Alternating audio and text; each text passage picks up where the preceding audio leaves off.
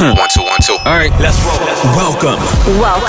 You're listening to the Saddle Up Podcast, where we discuss everything related to UTRGV athletics, past or present. We'll catch up with old teammates, friends, and take you down memory lane with exclusive interviews. This is the Saddle Up Podcast, the voice of your covered walkway streets. So dope. This is gonna be awesome. Stay tuned for new episodes every week. From Bronx Village to the Fieldhouse, we'll cover it all. Hell yeah, dude. Carpe diem. So saddle up and let's go. Let's go. Saddle up, partner. All right, what's up, G? Another episode of Saddle Up Podcast. We in the house. What's going on, man? This is another Friday, man, and another special guest that we have.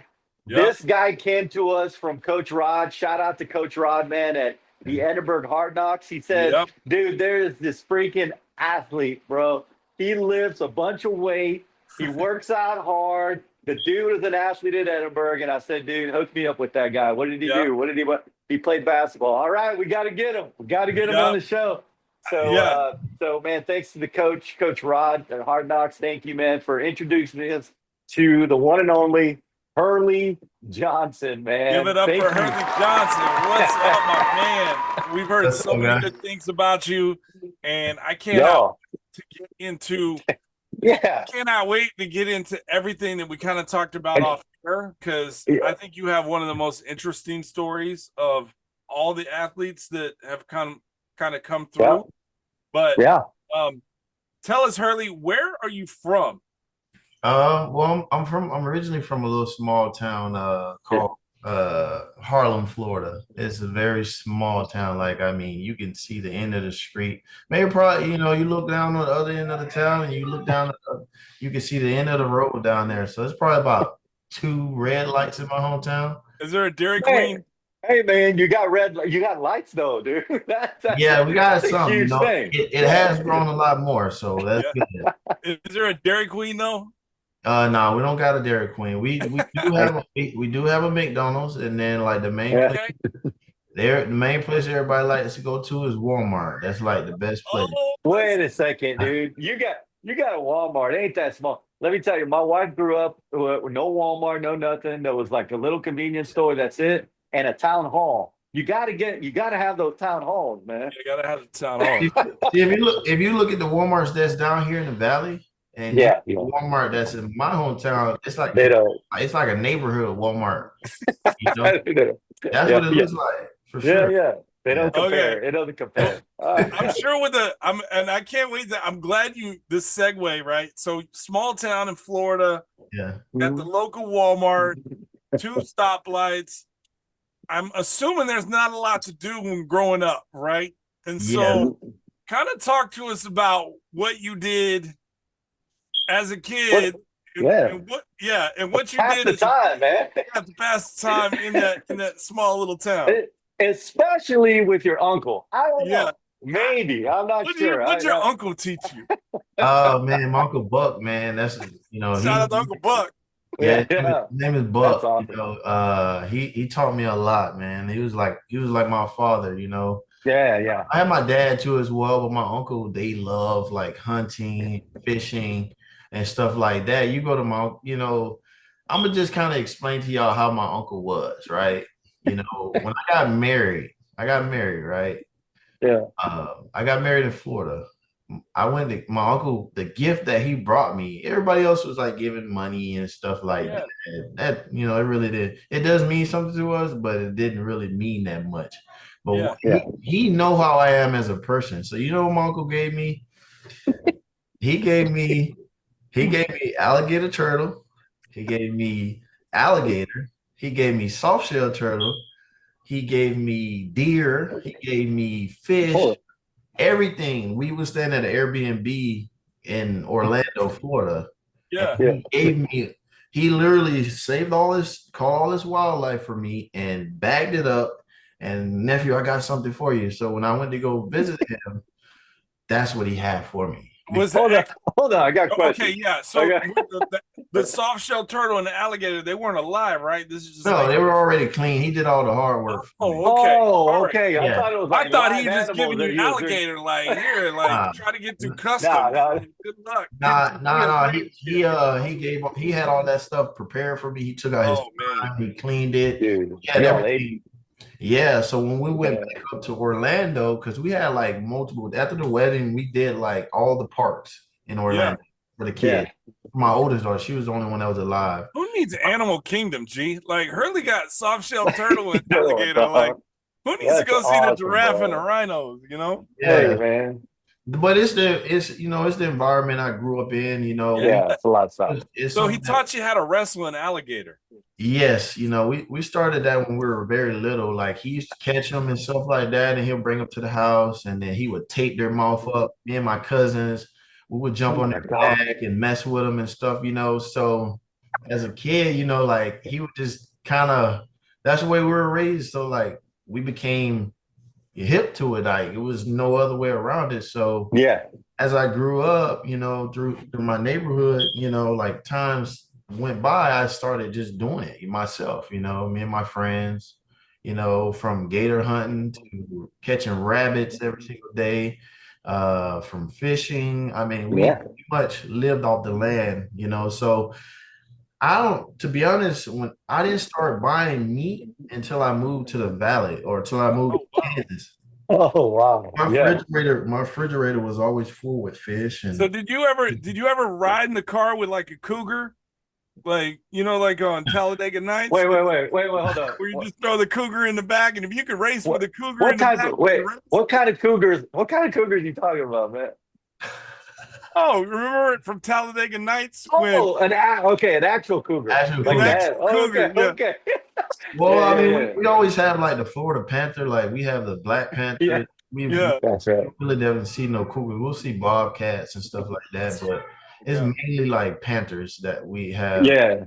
So how did you transition from wrestling alligator to basketball? Like how did apparently you got really good at basketball, man. So how did basketball? Because you figure there's no profession in wrestling alligator. Like it wasn't gonna bring in, it wasn't gonna get you a scholarship, right? Yeah. No, so pretty much, I grew up doing that stuff. That was just like a hobby, basketball. Like, I started when I was 5 years old when I started playing basketball. So my mom was the main reason I started playing basketball. My mom was like very good in track, basketball, and baseball. She was great. I would hear a lot of good stories about her. Yeah, how good she was, and also my dad too. So, I picked up basketball and I would do that stuff on the side. That would be just something I would get. Go fishing with my uncles. Hey, let's go gator. All right, let's go get a gator.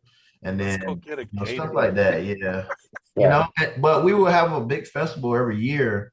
And the crazy thing is, people look at me like I'm crazy, but we used to have a festival every single year. It's called the Brown Sugar Festival because in my hometown there's the biggest. It's like the main sugar mill that provides all the sugar all over the country. There's a sister mill there. Like our sister mill is in Santa Rosa, so. I think it is. I don't know if it's still there or not, but that's the sister mill to my hometown, and then also the railroad company is the sister mill to my hometown as well. There's a connection. There's a synergy between where you grew up and now that you're living in the valley. We'll talk about what you're doing so you can plug your business, but that's crazy how there's a synergy between where you grew up in in a small town in Florida. So now you're in the valley, you come hoop at Pan Am, and now it's like, oh shit, there's a mill and then there's the railroad. Like this is familiar. There's a familiarity to it. Plus, it's hot as hell in both states. So and not just that, you'll be amazed on how many of my friends that I grew up with, my childhood friends that were Hispanic, a bunch of they're all from the valley. They're either from Wessico, McAllen, Edinburg. So you had heard of the valley before? No, I never heard of the valley, but some of my friends, like they all was from Texas, so they were moving. They would go down there. They would go down there for their parents to have a better life. Yeah. And as I got older, they're like, Hurley, what are you doing in the valley? Like, what are you doing here? That's where I was from. Yeah, like, and I was like, man, I moved here. I went to school here, stuff like that, you know. And Crazy. it's just it's a small world. It's a very small world. It's a very small world. Yeah. It's a very small world. So you got really good at basketball, man, and of course your parents. You attribute your skills and your talents to your parents. Yeah. You said you told us off camera a little bit that you went to Kobe Community College, man. Now, look, I'm a JUCO guy, dude. I coached JUCO for years. I love the JUCO level. I always called it purgatory for our players. You know, what you do here is either going to get you there or there, right? Yeah. So you better best do the right thing. You know, take care of your grades. That's Make a great sure analogy. you know you're doing everything you can to get where you want to get to, right? How was that experience, man? In a nutshell, how would you experience that? How would you explain that JUCO experience before we get into the you getting recruited? Well, JUCO was different. You know, everything was it was it was rough. It was different. You really had to go the extra mile. Really, it's in Kansas, right? Yeah, it was in Kansas. It takes a lot of discipline to be in JUCO, you know, because you know. But the good thing about that conference, I played in the Jayhawk. I'm pretty sure y'all guys probably know. Yeah, absolutely, one of the best conferences in the country. A lot of the guys that go and play in the Jayhawk conference, they're like a lot of high level guys. You got to be a good athlete, you know. And, you know, I went there. I did very well my first year. I became like top 100 in the country in JUCO. And then I had I got a bunch of looks and a lot of good offers coming out of that, playing in that conference, you know. So I led my team in scoring my first year as a freshman. Wow. And then I came back another year. You know, I had to make a decision. I could have signed because I was already like a qualifier out of high school. Yeah. You know, so I went there for more exposure. Just being from that small town, like I come from a place that's like a football place, you know. When I got to Kobe, I did very well. And in my second year, I said, you know what? I had a mentor that had been with me from when I was a kid, you know. And he was like, Hurley, why don't you go back one more year and you can have an even better year this year? So I tried really hard, and we were like 11-0 my sophomore year. We went home for, I think it was like a Christmas break or something like that. And then I went home for Christmas, and I'm still like, my coach is like, y'all need to make sure y'all stay in shape. Don't be eating bad and stuff like that. Don't be wrestling alligator. Don't get hurt. Doing nothing crazy, you know, and don't be doing nothing crazy. And I'm like, okay, all right, I'm gonna go home and I'm gonna still work out. So me being the person I am, my dad is like, Hurley, just sit down. He knows how I am. I'm very like hard working. And he would be like, just relax with your family, man. Like, you know, like I said, Dad, I'm gonna just go get a few hours of working out in. So I went to my high school where I went to high school at, and it was my old high school, called Clewiston High School. And I went there and I started playing like king of the court, but we're like hacking. We're not really trying, like we wasn't playing for real, but we're like, you know, you're using the pad, just messing around, working on finishing and stuff like that. So I do that, and I go up, I take a layup, I finish up strong. I come down and I step on someone's foot, like the guy that was using the pad. Man. I step on his foot and I break my 5th metatarsal on my foot. So this is my sophomore year at Kobe. So I'm like, man, what am I gonna do? So I call my coach. He's like, Hurley, man, just come back to school. We'll make sure we take care of it. That was a good thing. Because at the time I didn't have any insurance and stuff, you know. So they looked out for me. Most college kids don't. Like I don't recall having insurance when we played, right? Go up, please. I'm sorry about that. Hey, can y'all please keep it down? Mary, please. We can edit this, man. Yeah, I figured y'all can. Please sit down. Can you close the room door, please? Close the door. Or we can leave it in. Whatever you want, man. Whatever you want, man. Man, I have my two girls. Throw in an alligator. Just throw it in the playroom. Yeah. Throw an alligator and be like, do your thing. You know? But yeah, no, that's what happened. I broke my foot. And I missed like the rest of my sophomore year. I didn't come back into the last 2 games of the year.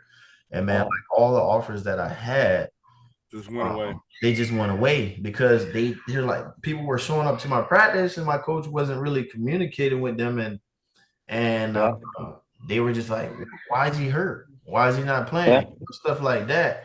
And man, I lost a lot from that little incident right there. But I wouldn't take it back for nothing in the world because JUCO is a place if you really go and put in the work and if you get your grades and everything right, and if you're a bloomer and you really stand out, it can help you get to it can help.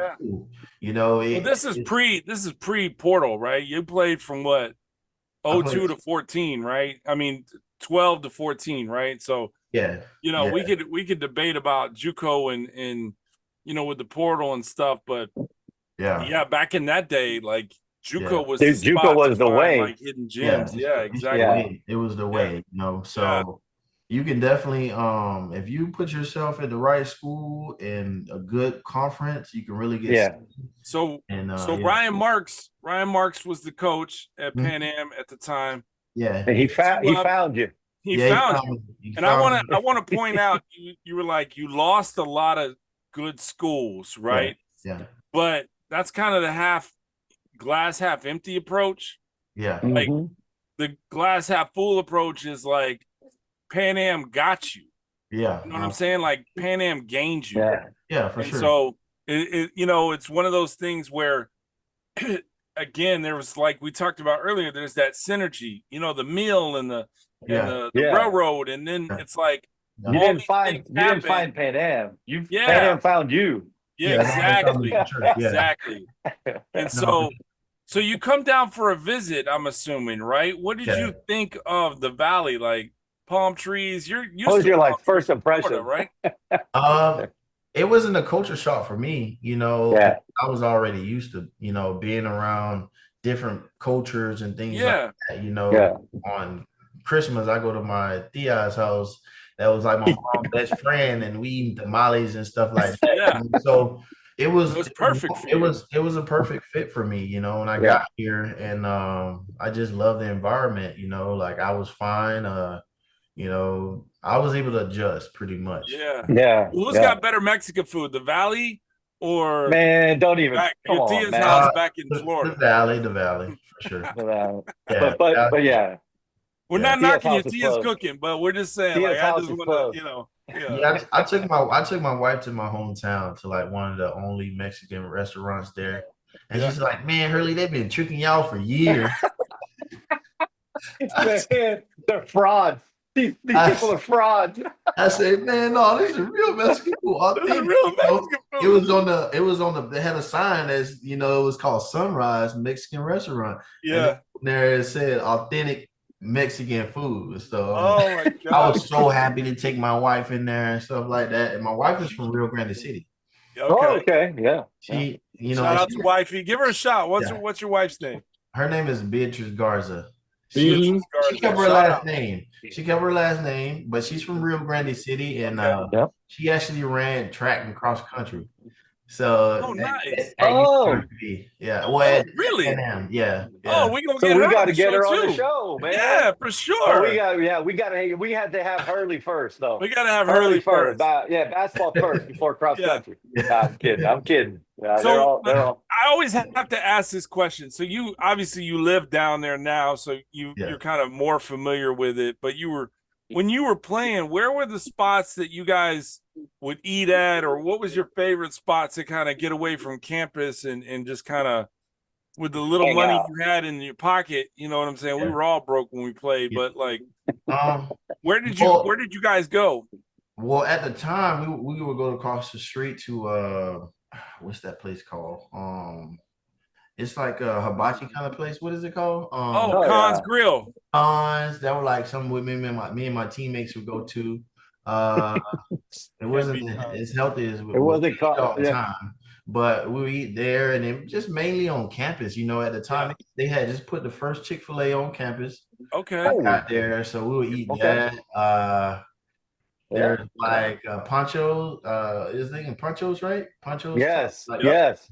Pancho. Yep. We would eat that, but most of the time we were trying to eat super healthy, so we would just eat mainly on campus. Totally different from us, G. We were eating. So we were eating anything. But Whataburger. Hurley Lemon, I don't know about that, man. Matt, he would eat like 8 cinnamon buns and then be ready for practice, dude. No It's crazy. way. That's No, rough. I'm not kidding you, Matt. Am I lying? It wasn't 8, Honey bro. buns, the honey bun. Oh yeah, it was like 2, maybe. It wasn't 8. Nah, it was more than that. Come on Hey, now. Hurley. So we had your coach, the one that got you at the Pan Am, Coach Marks, Coach Ryan Marks. Shout out to Coach Ryan Marks. Yeah, shout out to Coach Marks. He spoke a lot about food, Chicago food, and all that stuff. So that's a good segue into talking about your time, man, with Coach Marks. How did he get you there? 1, and then 2. How was your time with the Penguin, man? And you got to explain the Penguin. He explained it from his side. Now we get to hear it from the player side. Right? Yeah. Well, for me, I mean, he knows how I was. I was one of the ones that carried the Penguin. I think I have a few pictures with the Penguin too. But I mean, we could carry that thing. I think we all send that to us, Harley. Send that to us. Yeah, we would all take turns on carrying the Penguin and stuff like that. Like, all right, this trip right here, you're gonna carry the Penguin. He would do that. And we would think it was funny. But it was a lot of meaning to why he would carry that Penguin, and he was serious about that. About like the Penguins. When it gets cold, they come together. As a team. Together. Like they keep each other. They take care of each other. You know what I'm saying? Yeah. That was just that was my understanding, of the Penguin. Yeah. It makes sense, Do you still man. carry a Penguin? Huh? Do you still carry a Penguin? Like when we'll get to what you're doing now, but when you're on job sites, do you walk on site with a Penguin?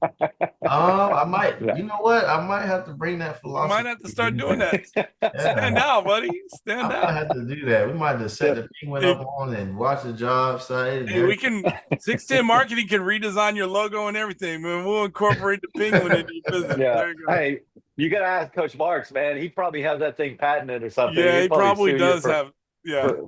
For copyright. He got it right now for a fact. He still got that same exact Penguin. I think when he rides 100%. Around, he buckles it up in the back, like He takes it everywhere. I know for a fact. That's just Marks. Absolutely. Shout out to Coach Marks, man. He wouldn't be that. That wouldn't be Coach Marks if he didn't have it. So. Hey, so Coach Marks. What did you play for another coach? Yeah, I played with Dan Hipsher after Marks. Yeah. So Coach Marks got let go. You played for Hipsher. All right, man. Just full disclosure, dude. Marks or Hipsher? Who's your favorite coach?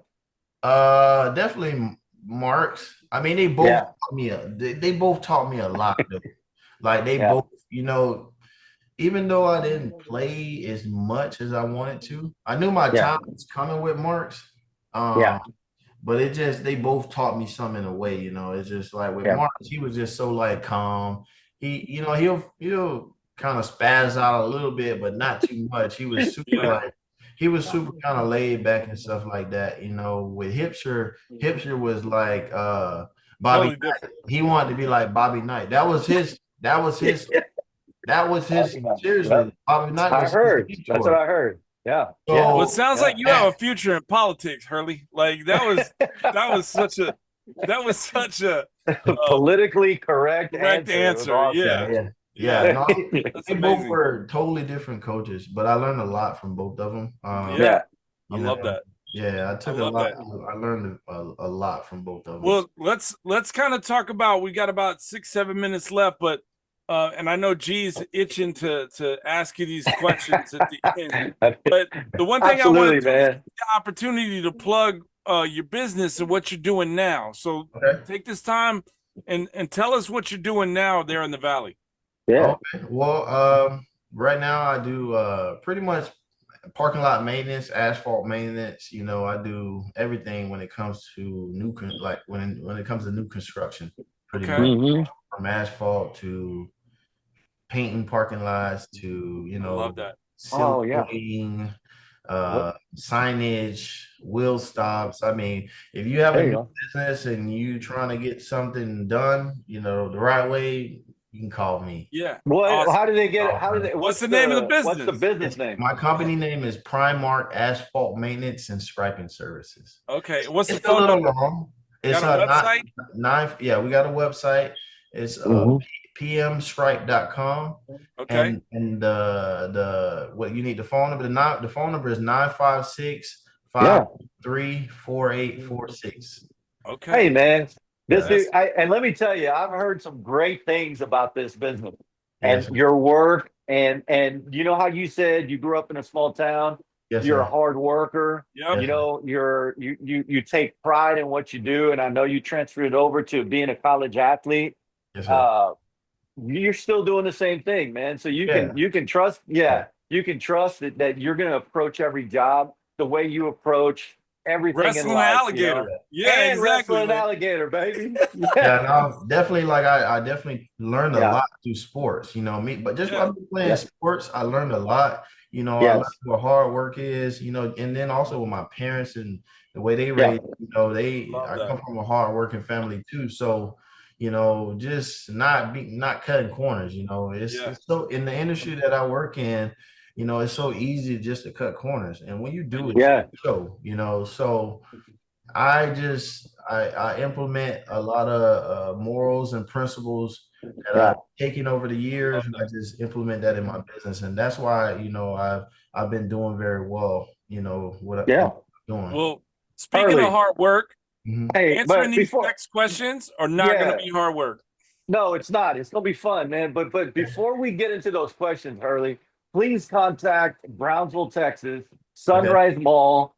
I can't find the dang parking bay. I can't tell. The lines aren't there. The arrows are all fake. You've seen it? Yeah. Can you please talk to somebody? Yeah, no, I've been watching. I mean, I've been doing. We just did the new. Well, you're the mayor of Brownsville. Did y'all see y'all new Chili's parking lot? Yeah, you did. You did that. We just did the Chili's in Brownsville. Nice. Yeah. And then we also have all the Rudy's barbecue.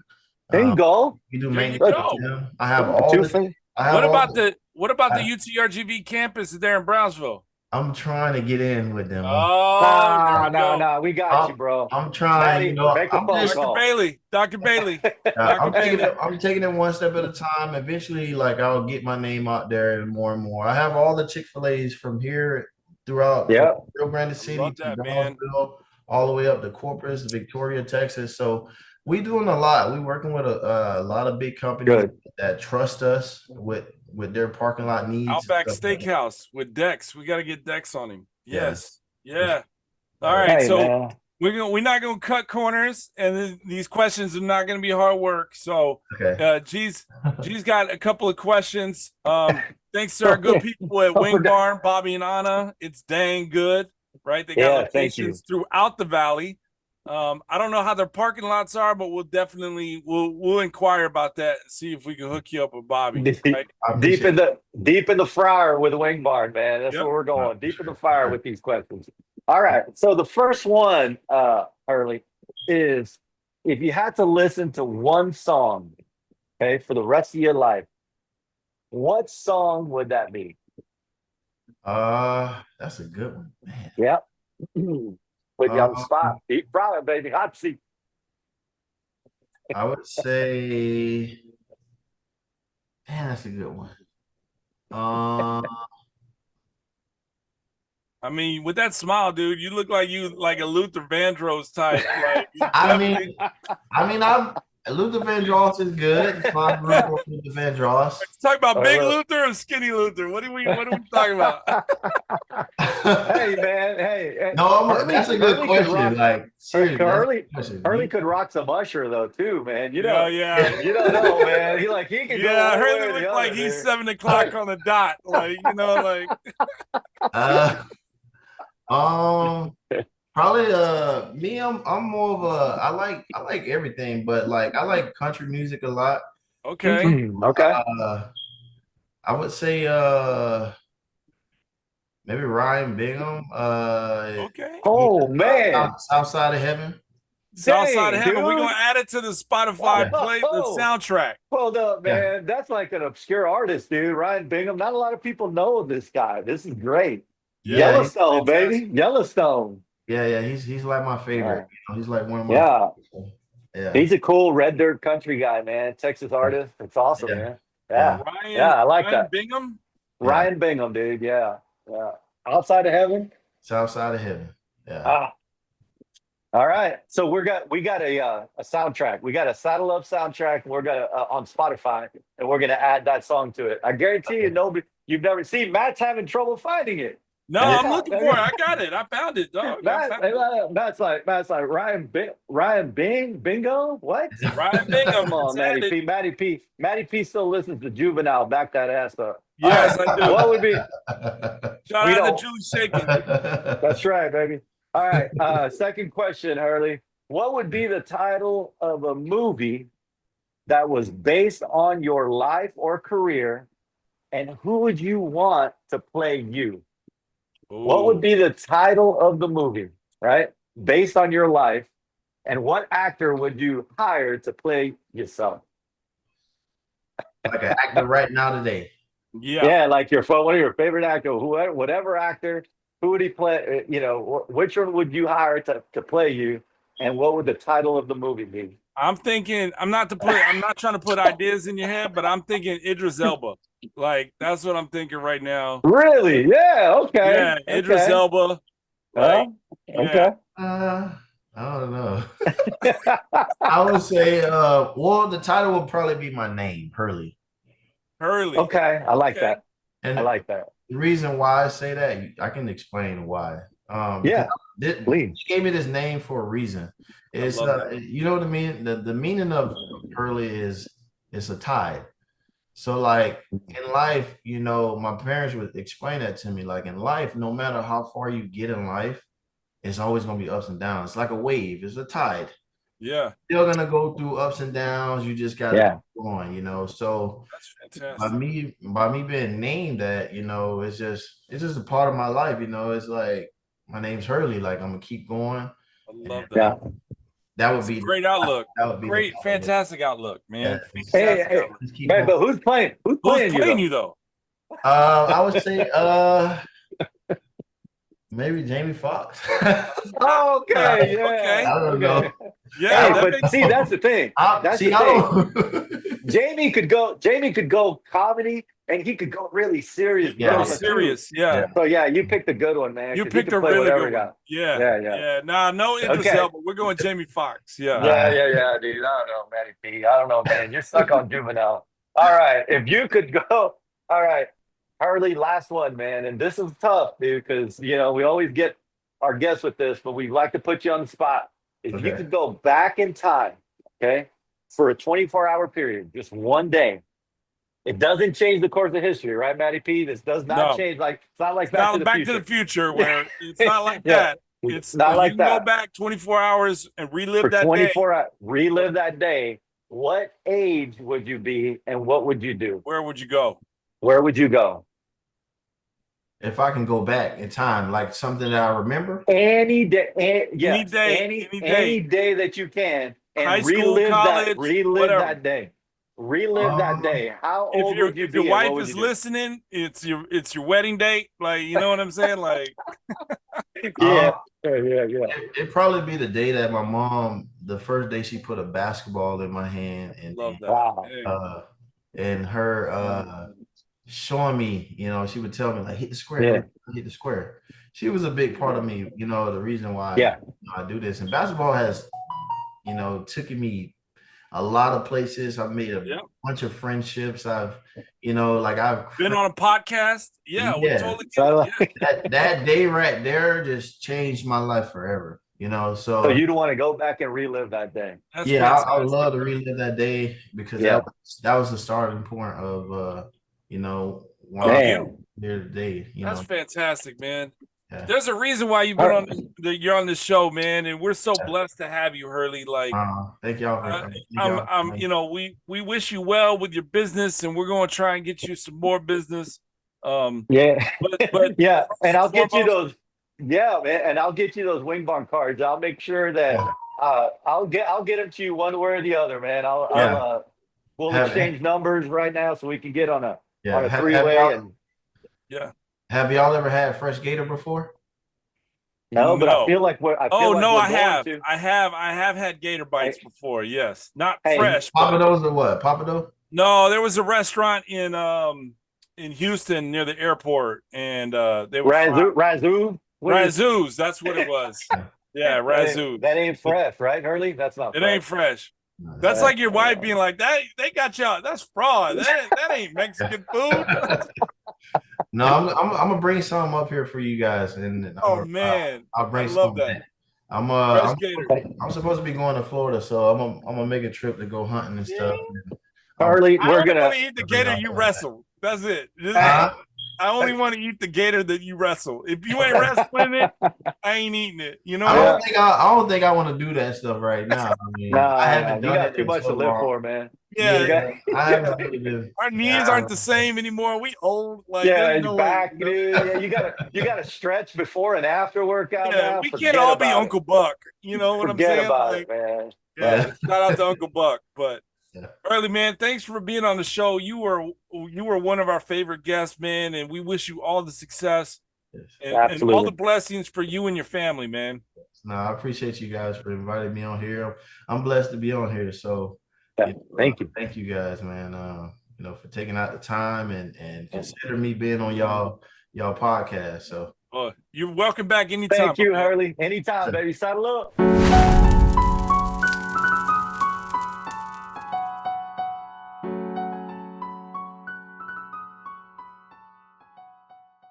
Like, we weren't supposed to come up with something this clean. Like, something happened